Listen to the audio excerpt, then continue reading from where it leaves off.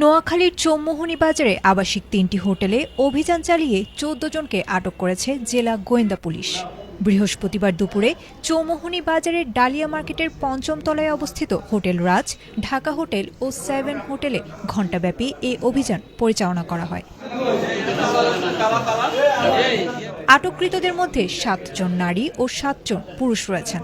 তবে তাৎক্ষণিকভাবে তাদের নাম পরিচয় প্রকাশ করতে পারেনি পুলিশ ও স্থানীয়রা জানায়, দীর্ঘদিন ধরে হোটেলটিতে অনৈতিক কর্মকাণ্ড চলার অভিযোগ করে আসছিল স্থানীয়রা।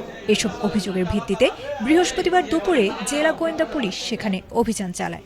অভিযানে ৭ নারী ও ৭ পুরুষকে আটক করা হয়। আটক ব্যক্তিদের মধ্যে কয়েকজন পেশাদার যৌনকর্মী ও তাদের খদ্দের। এছাড়া অবৈধ সম্পর্কের সূত্রে কয়েকজন নারী পুরুষ সেখানে অবস্থান করছিলেন বলেও অভিযোগ রয়েছে। অভিযানের পর তাদের ডিবি কার্যালয়ে নেওয়া হয়। আটক ব্যক্তিদের মধ্যে ১ নারী ও ১ পুরুষ নিজেদের স্বামী স্ত্রী বলেও দাবি করেছেন। জেলা গোয়েন্দা পুলিশের কর্মকর্তা মোহাম্মদ মহিউদ্দিন বলেন, গোপন সংবাদের ভিত্তিতে অভিযান চালিয়ে ১৪ জনকে আটক করা হয়েছে। তাদের মধ্যে কিছু দেহ ব্যবসার সঙ্গে জড়িত এবং কিছু পরকীয়া সম্পর্কের সূত্রে সেখানে অবস্থান করছিল। বিষয়টি নিশ্চিত করে জেলা অতিরিক্ত পুলিশ সুপার আবু তৈয়ব মোহাম্মদ আরিফ হোসেন জানান, বিষয়টি তদন্ত করে প্রয়োজনীয় আইনগত ব্যবস্থা নেওয়া হচ্ছে। এ অভিযান অব্যাহত থাকবে।